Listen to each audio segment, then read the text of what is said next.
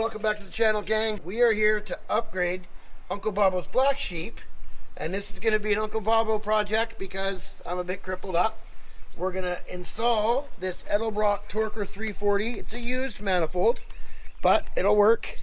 And we've got the 4-barrel Edelbrock mechanical secondary carb off of Betsy. So this is going to be one of Uncle Bobo's full-on. Usually I take over. This time Uncle Bobo's going to do the job. So if you want to, I'm going to try to be the cameraman. I'm not so great at it, but I need some practice, just like Uncle Bobo is going to get some practice working on stuff. So the first step, Uncle Bobo, is to drain the rad with the petcock at the bottom down there. Should be right underneath the shroud. The wing nut. Yeah, wing nut feeling thing. Got it. We got the drain pan underneath. Give it 3 or 4 turns till she... Very good. So we're draining that because when we take the upper rad hose off, we don't want the intake and all the coolant to be... It's a slow drain, but it'll work. So then we'll just pop the air can off.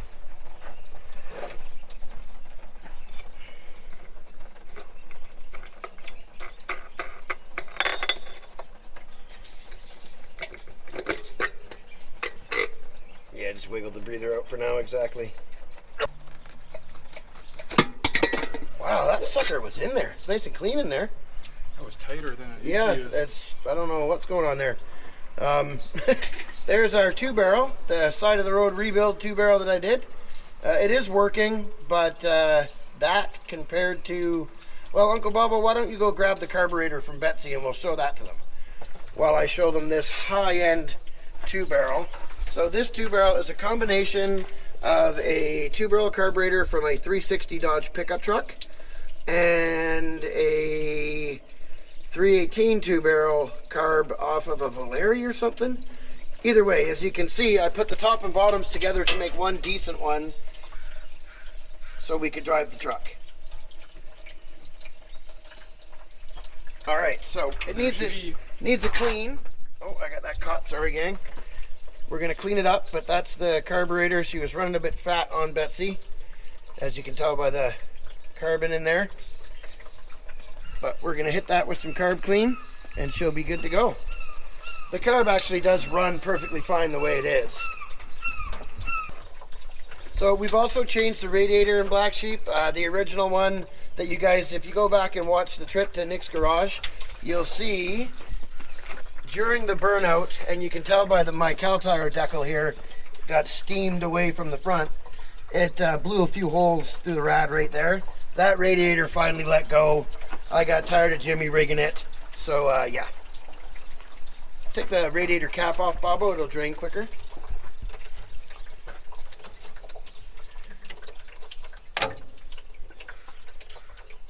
Getting there. Yep, it's getting there. Okay, so while we're waiting for that, let's get the intake up here, Uncle Bobo, and we'll clean off the old, somebody put way too much forma gasket on this intake. Yeah, just flip her over on the fender there. So you do need, if you buy the cheapy gasket set, you will need to put silicone here. I bought the good one, so we won't need to put silicone all the way across. And this person put too much. It's a common mistake to do this, so now we have to get a razor blade and by hand, some of it, take it off of this intake. And we'll hit up the parts here where the water goes through, where it's still a little bit rusty.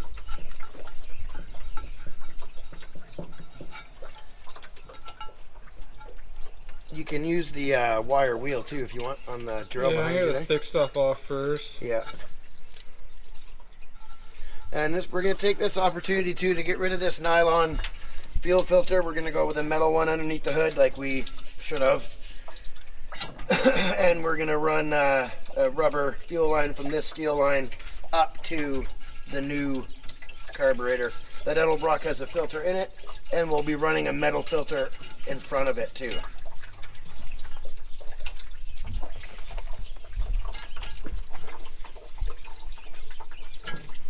And we're also going to be able to hook up our proper temperature gauge because the new intake has a provision for it.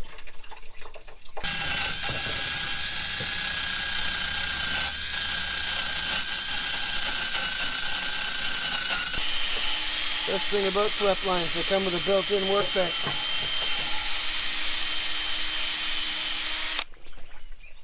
Just make sure you get all the blue off of it and corrosion.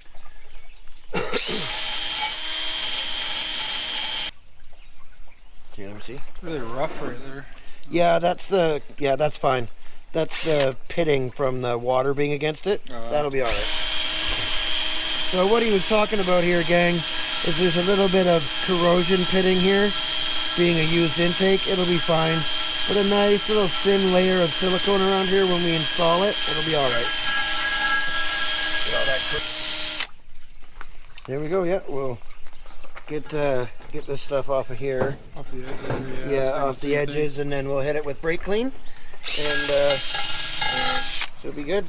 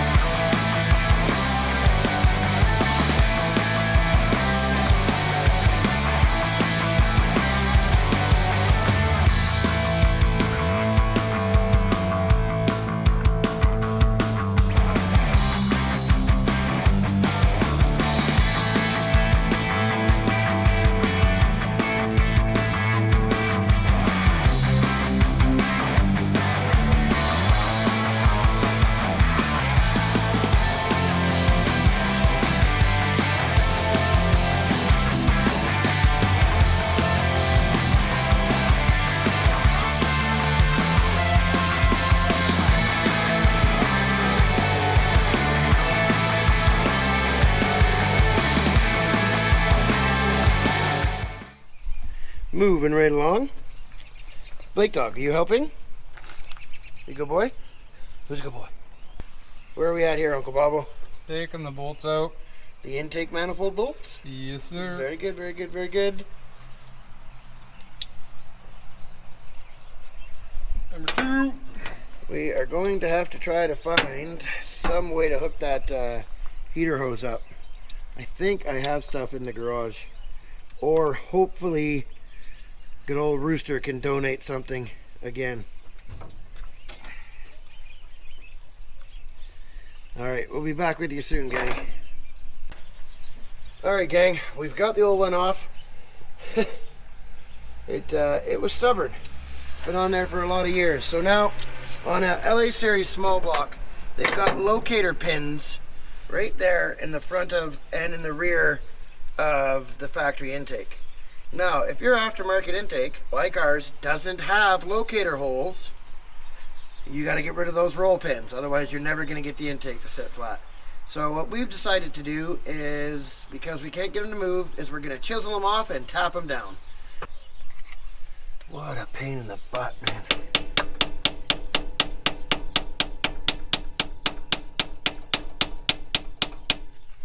Wow, this thing is... looks like we're going to have to get them out, gang. Well, this chisel sucks, too. Yeah. We need a different chisel. Uncle Bobo picked a very poor chisel. That's the one I could find. I don't know where the good one went to. That's because we need a shop. So all our stuff is stuffed into a little carport, essentially. Yeah, give me a pair of needle nose vice grips. We'll be back with you when we get these out, gang. You don't want to sit and watch us mess with roll pins for an hour. Alright, after 30 seconds, we've magically got the roll pins out. Or at least almost out. Look at that. Okay, now if we don't get the second roll pin out, we're going to lose the shop. We got to get the intake on today or we'll lose the shop. Here I go.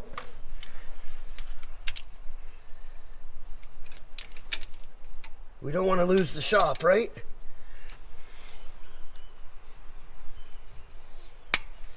That's when you point out, Bobo, we don't have a shop. We have the use of one sometimes, but we don't have our own, gang. So make sure, please hit that subscribe button, hit the bell. It's free, guys. It doesn't cost anything, and it would be really beneficial to us, because when we do get a shop, we don't want to lose the shop. Got to get this intake on. So this is the part where we didn't film. I made it look like 30 seconds. There we go. Locator pins out. What? Who's my buddy? Who's my buddy? What? What? You're bored. That's what's going on. Oh. All right, well, according to Blake, it's time to do something more entertaining. So we're gonna clean up these gasket surfaces here, gang, and hopefully plop this new intake on. There'll probably be a part 2 to this because there's a lot of little fittings we're gonna need to go get. But our goal is to get the intake manifold on this engine today, so we don't have to worry about it sitting out in the open like this. Okay, we'll be back with you after it's on. Okay, gang, welcome back. Now, I made a mistake. The video where I explain how to hook up and properly adjust your Mopar 727-904 automatic transmission kickdown linkage, and in newer vehicles, it's a cable.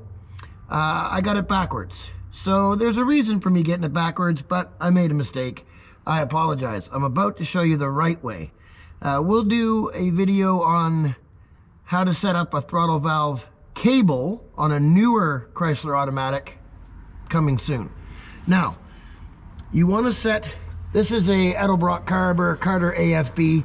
I'm going to show you a couple of adjustments on here as well. And you saw the ones from the other video. We'll cover the manual choke today and some other things. So here is your kickdown rod, as people call it. It's the throttle valve for the transmission. To set this properly, you want your carb at wide open throttle. I like to put it at wide open once and then put the spring on backwards just for a few minutes to have it stay wide open to make adjustments. So I had it set right. I don't know why I did it wrong in the video. I apologize. Here we go. You're gonna put your end piece onto the kickdown rod. Move our jam nut here down a little bit. Now, because of the intake and carb I have on this, and where the hole's drilled for the Mopar throttle pin, everything's a little bit further forward. So I've extended the throttle cable a hair, and I've got a stop nut, or jam bolt, whatever you want to call it, right here, so it sits properly against the linkage. You want to push your transmission linkage all the way down, so it's fully wide open at wide open throttle, and that's the adjustment you want, and then tighten your jam nut. Now, because I need a longer rod due to where the carbon stuff is, which I've ordered, it's on its way, I've got a jam bolt right here, like I said. This part here, the only reason it's got such a long slot is so if something happens with the linkage to the trans, it doesn't hold your throttle up. So this is the correct way to set this up. You want this all the way open with your throttle all the way open, and then we'll tighten the jam nut. Just snug her up so it doesn't flop around. All right, so you got your jam nut snug up against the end of the shifter. We want to push that all the way down to wide open throttle. See if we could use a little, one more turn maybe. Nope, that's good. She's all the way open. And then put a light spring on it to keep it against it. So let your throttle come back a bit, then you can put your retainer clip on. Just like that. Turn it, make sure it can't come off. And yeah, now your throttle is set all the way wide open with your kickdown linkage or throttle valve transmission linkage in the correct position. All right, moving right along. Now, we're gonna cover the what hole to put your linkage in. Now, I think I mentioned it in the other video. I'm not sure yet, but I'm gonna cover it just in case. So, top hole here, highest performance vehicle. Got a camshaft, headers, dual exhaust, you know, your engine's built. That's gonna give you the most aggressive shot. The center one, performance car, you know, big block, purple shaft cam, stuff like that. Put it in the middle. For something like this, which is a low compression, everyday, regular old truck 318, the bottom hole, right? If you've got a stock, regular old V8, if it's a Dodge 318, you know, a regular old Chevy 350, nothing fancy, Ford 302, you know, something like that, you want to go with this one, gang. And then you just stick this little clip back in there. Sometimes they're a little bit of a pain. Try not to drop it. There we go, we got her in. Just make sure it's in there. Okay, so now we've got that adjusted. We've got our retainer clip in. So now we'll undo our throttle return spring so the throttle can close. Hook it back up properly. And now our kickdown linkage is on the right way and everything is ready to go.